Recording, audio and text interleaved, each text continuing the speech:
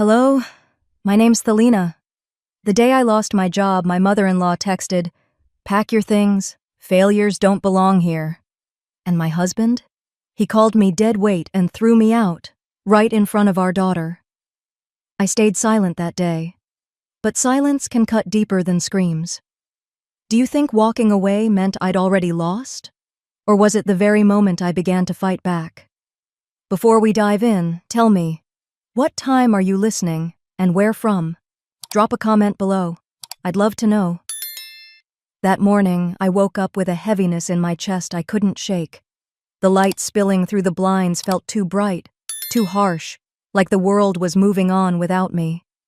Ruby was still asleep in her room down the hall, her soft breathing a reminder that I had to keep it together. For her, if not for myself. I sat up slowly, my head throbbing as I replayed yesterday over and over. The meeting had been short, almost cold. The HR manager didn't even look me in the eye when she said, "We're restructuring. Your position is no longer needed." No thank you for the years of loyalty, no acknowledgement of the countless nights I'd stayed late to meet deadlines, just a sterile packet slid across the desk, like I was another number on their list. I hadn't told anyone yet, not Marcus, not even Ruby, that I still owned my small consulting company, quietly thriving under the radar, or that the beach house I'd inherited from my mother was in my name alone. I had chosen silence, not because I was weak, but because peace in this house had always come at the cost of my voice. My phone buzzed on the nightstand, pulling me from my thoughts. A text lit up the screen. "Pack your things and get out. Failures don't belong here. Claire." I read the words twice, each one slicing through me. Failures. That's what she saw when she looked at me. I didn't notice Ruby had slipped into the room until she sat gently on the edge of my bed. "Mom," she asked softly, her eyes searching mine. "What's wrong?"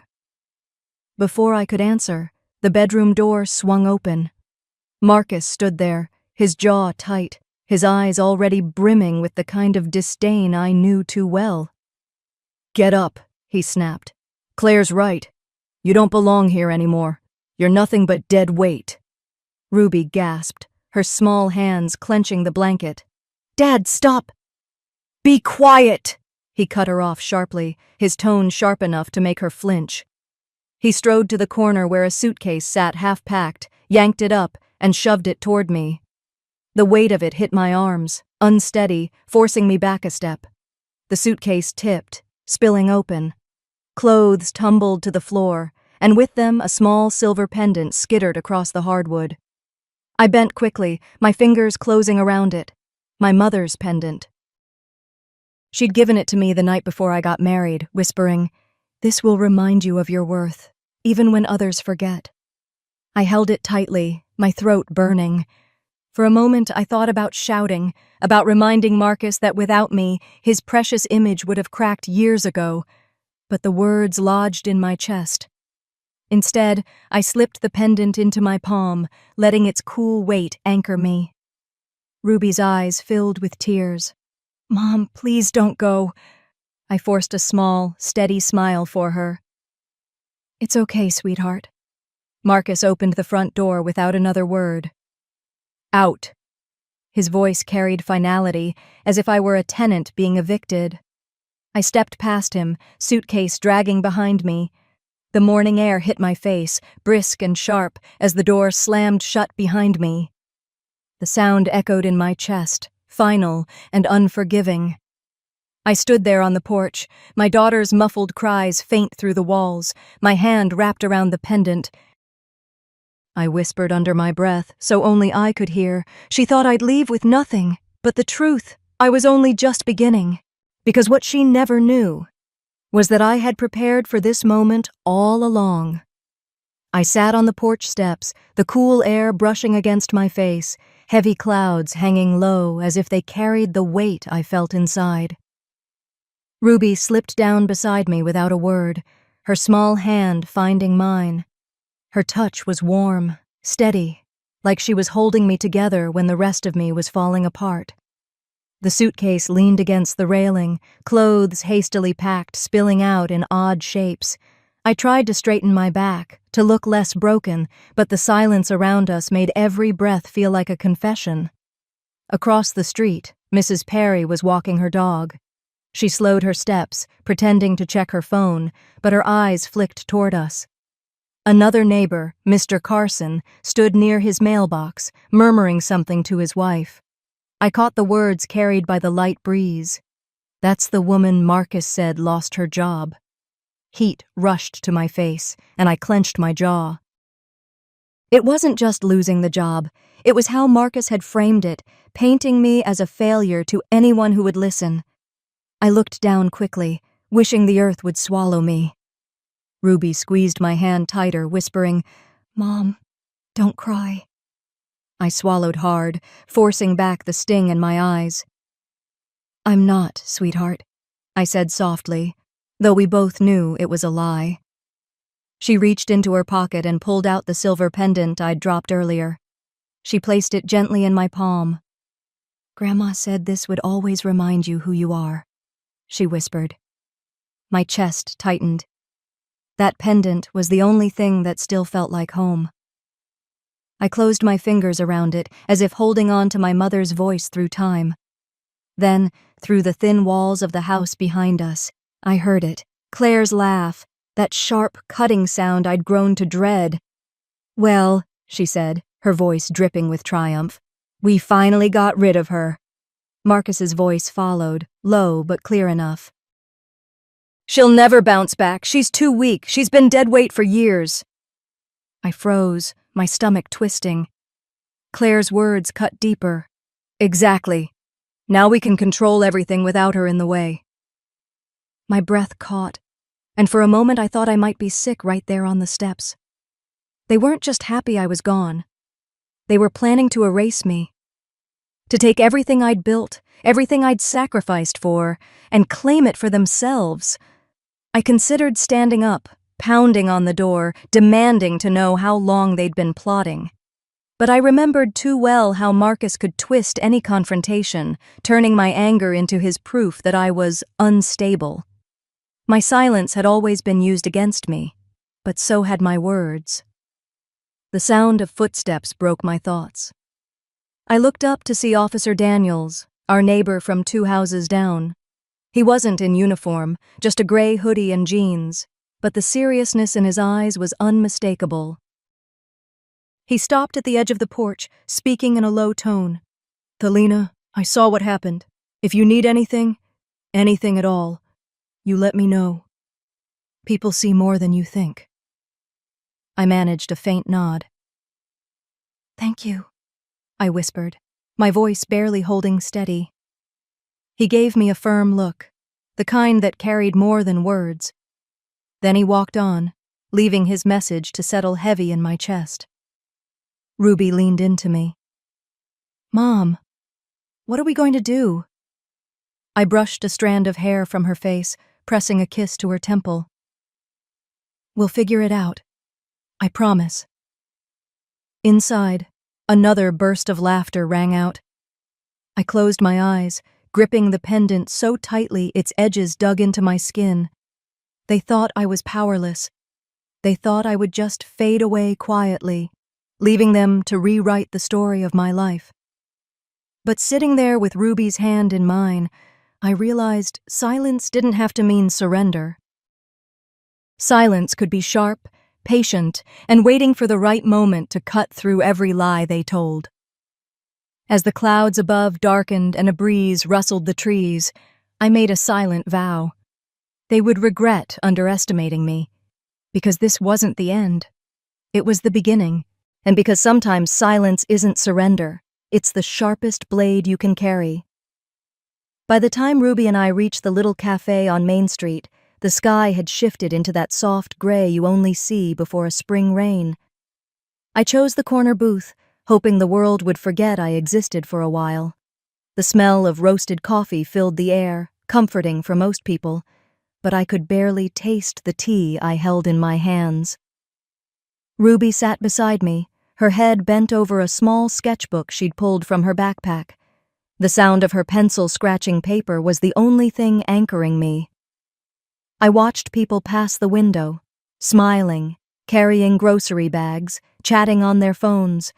Their lives looked so normal, while mine felt like it had collapsed in the span of a day. I tried to steady my breathing, telling myself that being here, away from Marcus's house, was at least a start. "Thelina?" I looked up. Irene. My childhood friend, someone I hadn't seen in years. She stood near the table, her eyes wide, half hesitant to approach. "Irene," I managed, forcing a smile. My voice cracked a little. She slid into the seat across from me, lowering her voice as she leaned forward. I almost didn't believe it when I heard, "What happened?" For a moment, I hesitated. It was one thing to suffer in silence. It was another to say it out loud, to give shape to the humiliation. But Irene's gaze was steady, and I realized I needed someone, anyone, who wasn't against me. "They threw me out," I whispered. "Marcus, Claire, right after I lost my job. Said I was dead weight." Irene's mouth fell open, her hand covering it. "You're kidding. After everything you've done?" I shook my head. Words felt heavy, like each one cost me a piece of myself. She leaned closer. "Thelina, you need to know something. My cousin works in HR at your company. She told me weeks ago that your mother-in-law called them. Said you were mentally unstable. That you couldn't be trusted. They took her seriously." The world tilted. I gripped the edge of the table, trying to process her words. She called them?" Irene nodded, her eyes filled with pity and anger. "And Marcus was involved too. They wanted you gone before you even knew it." A dull roar filled my ears. Suddenly, the pieces clicked into place. The condescending looks, the sudden coldness from my boss, the HR manager's rehearsed sympathy. It hadn't been bad luck, it had been sabotage. My mind flashed back to the day Marcus had asked me to sign the mortgage papers. He'd smiled that easy smile he always used when he wanted something. "It's just paperwork, babe. We need your name on the mortgage in case anything happens. Security, you know?" Back then, I thought it was trust. Now, it felt like a trap I'd walked right into.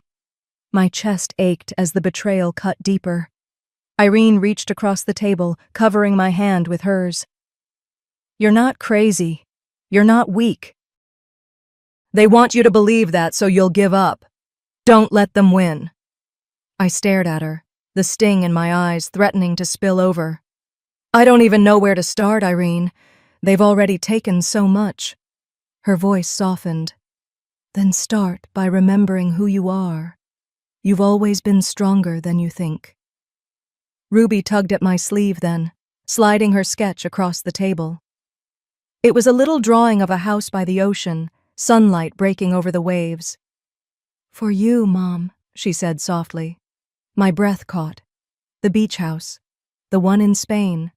My one secret card, untouched, unknown to Marcus or Claire. For the first time all day, a flicker of control lit inside me. I smiled at Ruby's drawing, stroking the paper gently. But inside, a storm was rising. They thought they'd buried me. They had no idea I was still holding the shovel. And I decided right then, I wouldn't just survive. I'd fight. The message came that afternoon, sharp and cold as a knife. "Mom wants to talk. Be here at 7. That was Marcus, never one to waste time on pleasantries. My chest tightened reading it, the words echoing in my mind like a verdict I hadn't asked for. Ruby glanced up from her drawing when she saw my face. "Is it Dad?" she asked softly. I forced a calm tone. "Yes, sweetheart. We'll have to go over to Grandma Claire's tonight." Her eyes dimmed. She knew what that meant. By the time we pulled into Claire's long, tree-lined driveway, the sky was folding into evening. The grand 2-story house glowed with chandeliers, every window lit like a stage. My hands tightened around the steering wheel before I cut the engine. Inside, The air smelled faintly of expensive perfume and polished wood. Claire sat at the head of the long mahogany table, her posture perfect, her smile sharp enough to cut glass. Marcus leaned back in his chair beside her, legs crossed, eyes glinting with smug satisfaction. A man in a navy suit, Gerald, their family lawyer, sat on her other side, a leather folder resting in front of him. "Thelina," Claire said, her voice dripping with sweetness that fooled no one. "Thank you for coming. We're all very concerned." I set my purse on the chair beside me and took a seat at the opposite end. "Concerned about what, exactly?" "About Ruby," she answered smoothly, folding her hands. "She needs stability, and right now, well, you can't provide it." The words struck like a slap. I felt my fingers curl into the fabric of my skirt under the table. Marcus's voice followed, calm but laced with disdain. "You've lost your job. You don't have a stable home. Be reasonable, Thelina. This isn't about you. It's about Ruby." I wanted to shout, but instead I swallowed the anger burning in my throat. Ruby has always had stability. With me. She knows she's safe with me. Claire's smile didn't falter. "We're not questioning your love, dear, but love isn't enough when there are bills to pay and a future to secure.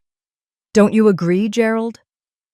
Gerald cleared his throat and opened the folder, sliding a neat stack of papers toward me. "This is a simple agreement. It ensures Ruby remains in a secure environment. Marcus would assume financial responsibilities, and you would step back for now, to keep things calm for Ruby."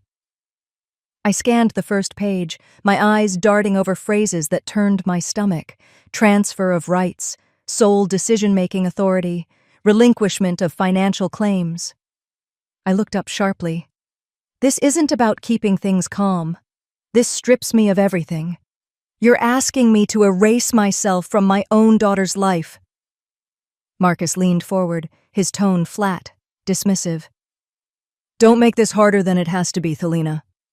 Just sign the papers." My hands trembled, not with fear, but with fury. "You want me to disappear so you can control everything."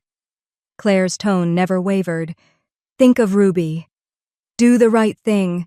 She deserves a future we can provide." I stared at her, disbelief twisting in my chest. The woman had always been controlling, but tonight she looked almost satisfied, as if she'd been waiting for this moment. Just then, the sound of soft footsteps on the marble floor drew our eyes. Ruby stood in the doorway, her sketchpad pressed to her chest, her hair mussed from a nap.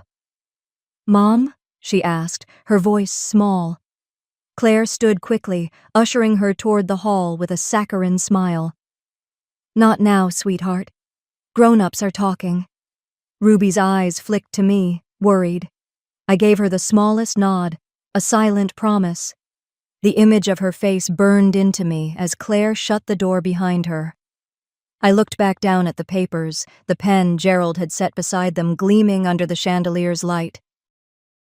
My hand hovered, trembling, not with fear, but with the weight of a decision they'd never see coming, because I wasn't going to sign away my life, or my daughter's.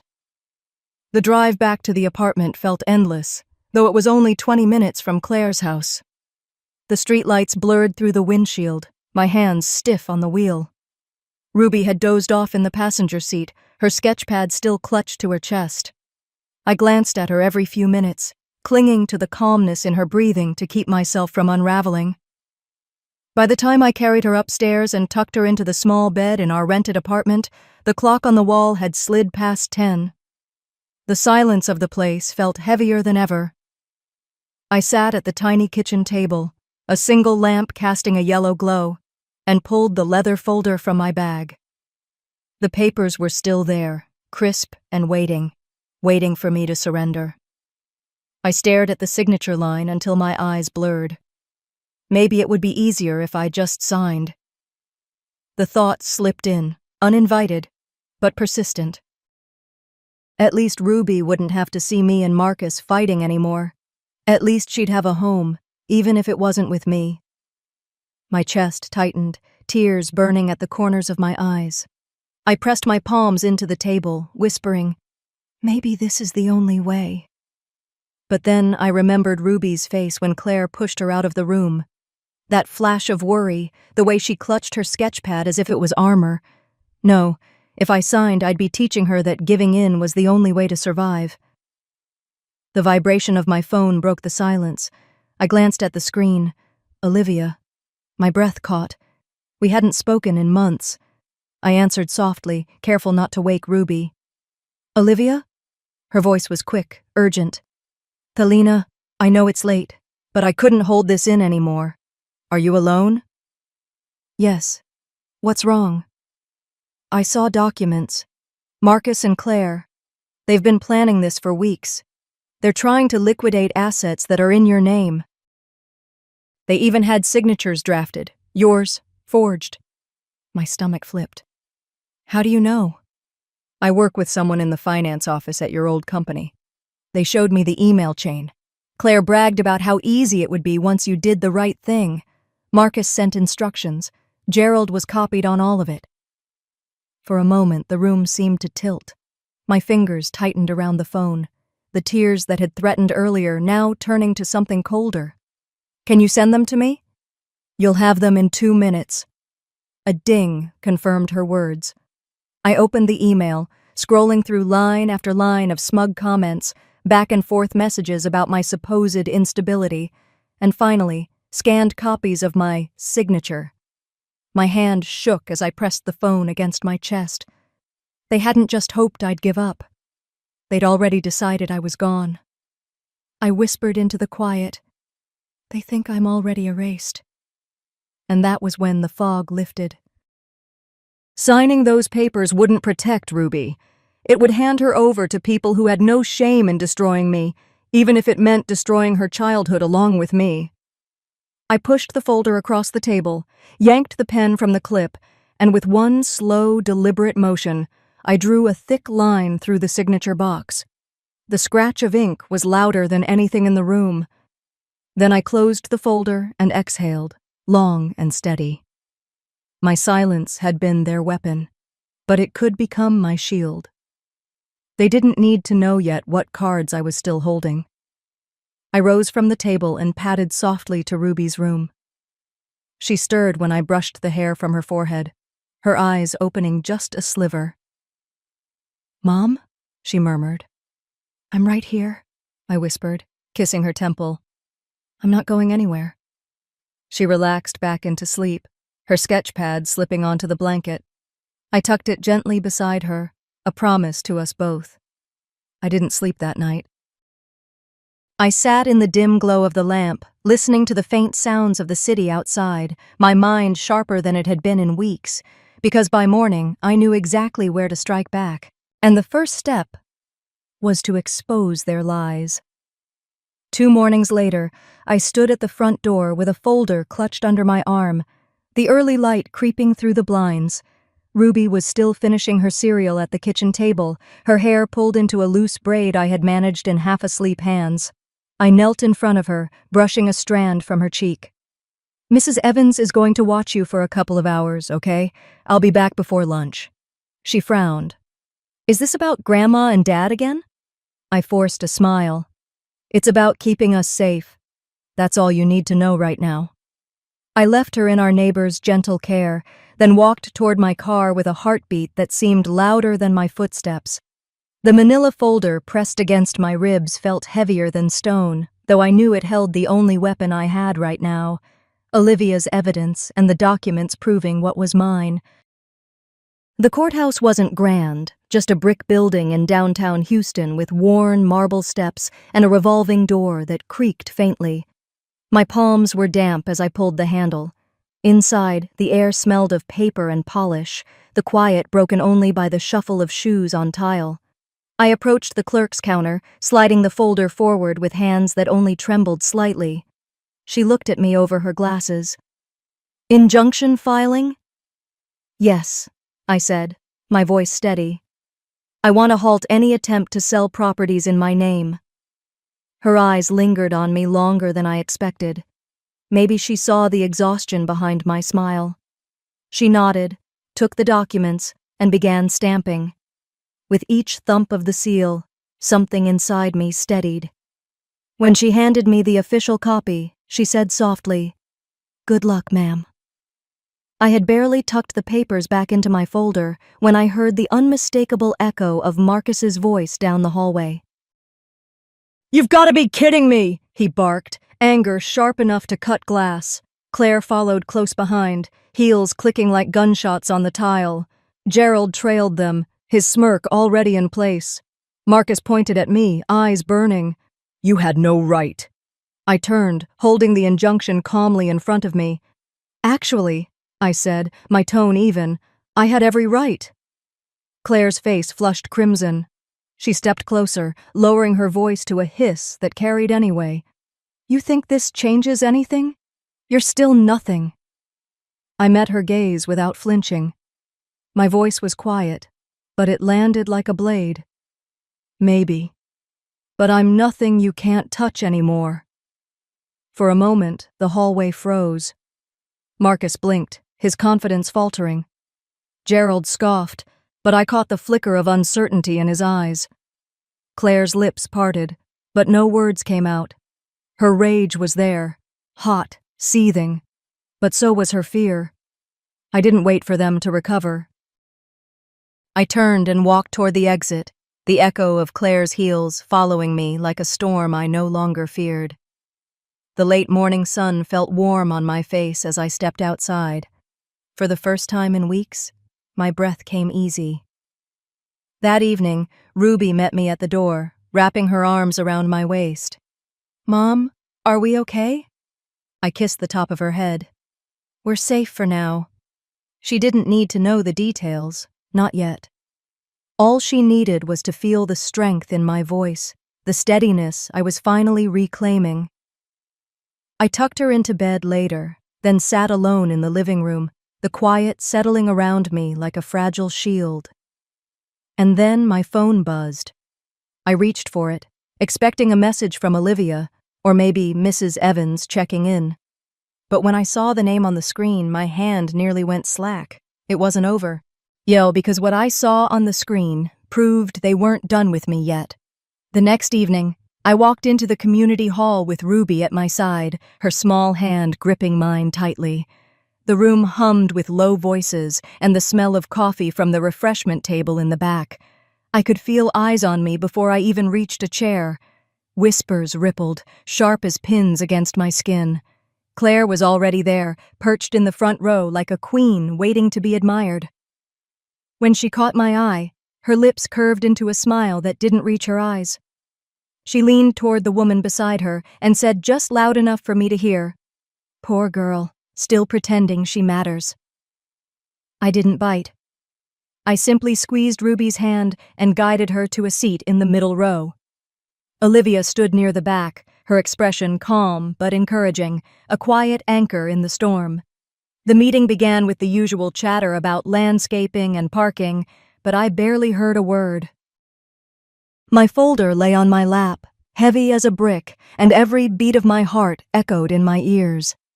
I could see Marcus watching me from across the room, his arm draped casually over the chair beside him, like he was the picture of stability. When the floor opened for discussion, Marcus was the first to rise. His voice slid smoothly through the hall, practiced and polite.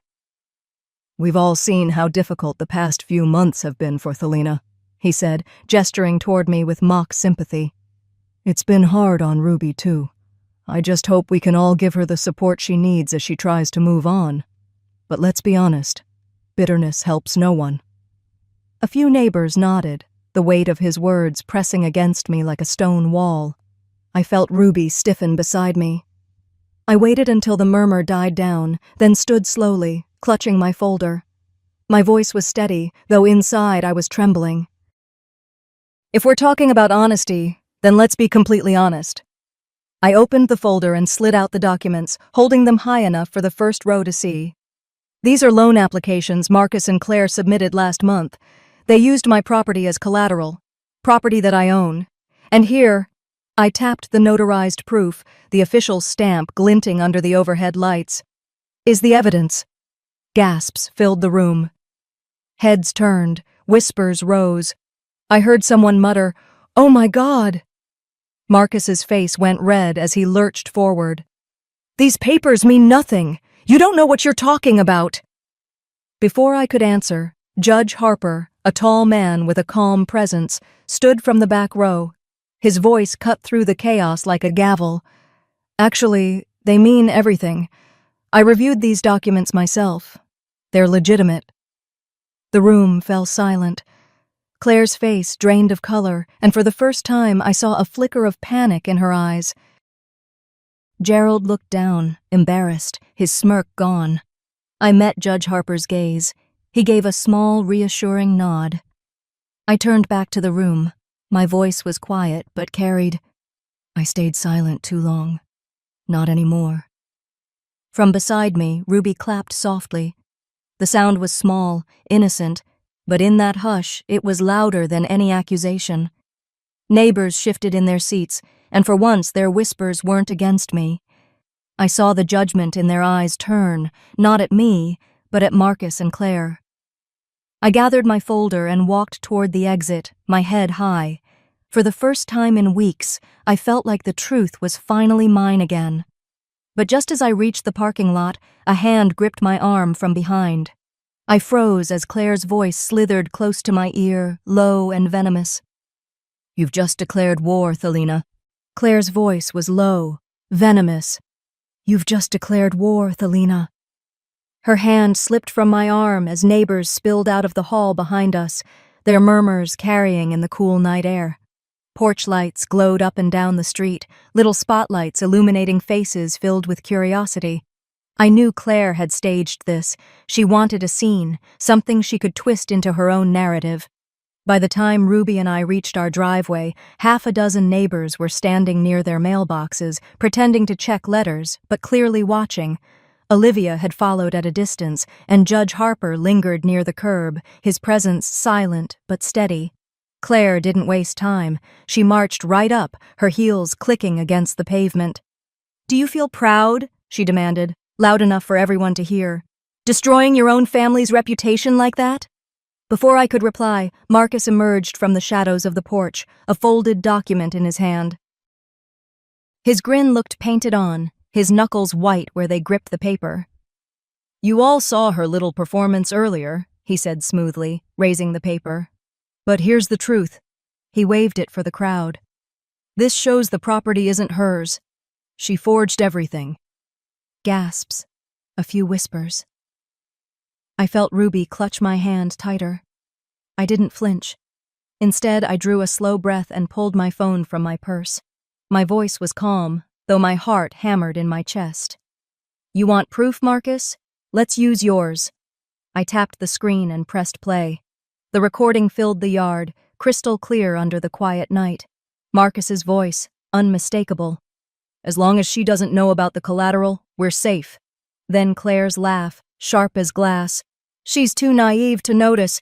By the time she figures it out, we'll have everything signed." The neighbors froze. Hands went to mouths. I heard someone mutter, "Unbelievable." Marcus's face drained of color.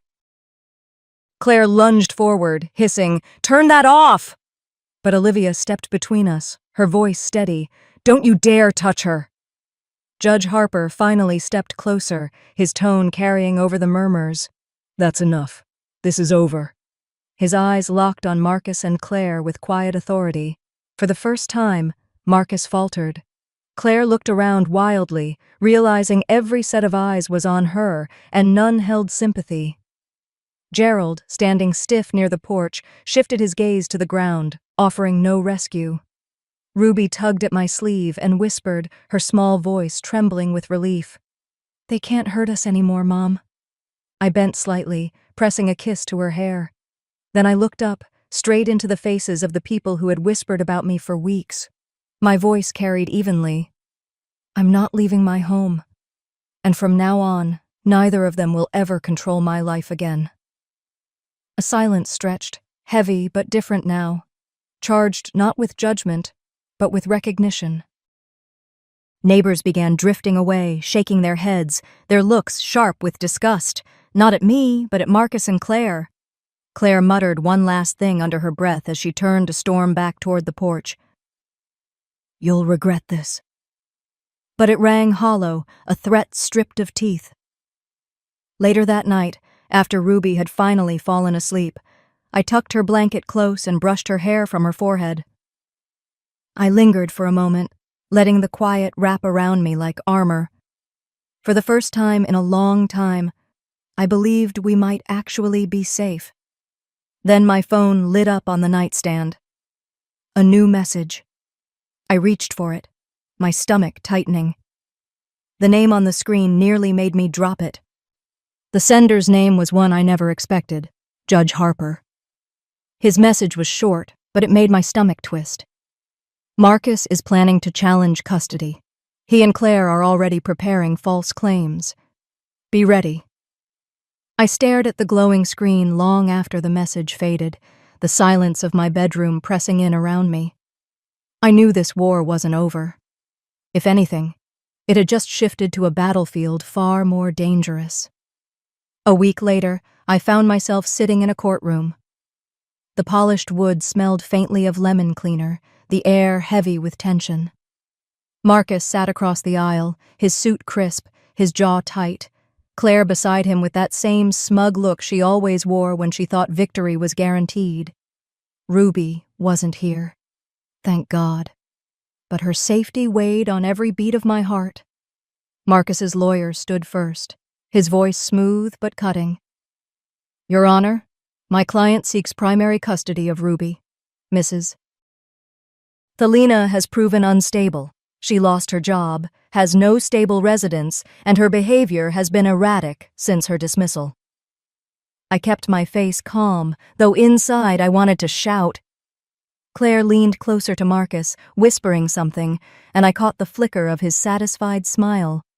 When it was my turn, I rose slowly. My palms felt damp, but my voice was steady. Your Honor, I may have lost my job, but I didn't lose my ability to provide for my daughter. I slid a folder across the bench. Property deeds, bank statements, proof of the company I still owned quietly. And then, the ace I'd saved until this moment, the deed to the beach house. Gasps rippled through the small courtroom as I set down the papers. Claire's face drained of color. Marcus's smug smile faltered. Judge Harper studied the documents, his expression unreadable. Finally, he looked up, his tone firm. Mr. Marcus, you nearly stripped this woman of her dignity. You will not strip her of her child. Marcus shifted in his seat, jaw clenched. Claire shot to her feet, her voice shrill. She's lying! She manipulated all of us! I met her gaze calmly, my voice low but clear. No, Claire. I simply refuse to be erased. The judge banged his gavel once, the sound echoing. Mrs. Thelina is granted full custody. Mr. Marcus may have supervised visitation pending further review. Court adjourned. The words washed over me like a tide I'd been holding back for years. Marcus stormed out, slamming the door so hard the walls trembled. Claire sank back into her chair, whispering curses that no one cared to hear. Later that week, Ruby and I pulled into the driveway of the beach house. The sun was dipping low, painting the ocean waves with gold. I carried a box inside while Ruby ran from room to room, her laughter bouncing off the walls. We opened windows, letting the salty breeze sweep through. Ruby found a seashell we'd collected years ago on a vacation, holding it up like treasure. This belongs right here, she said, placing it carefully on the mantel. I watched her, my throat tightening. This house wasn't just walls and windows, it was proof. Proof that no matter how hard they tried, Marcus and Claire hadn't broken me. We planted flowers in the front yard that evening, our hands covered in dirt, our hearts light. Ruby looked up at me, her smile wide. This feels like home, Mom. I pulled her close, pressing my cheek against her hair as the ocean breeze carried the scent of salt and blossoms. For the first time in so long, I felt free. They tried to bury me, I thought, gazing at the horizon. But I was the roots, and I grew back stronger. As the stars began to appear, I whispered to myself, almost like a prayer, "Do you think I was too cold for walking away without ever looking back? Or was it the only way to finally break free?"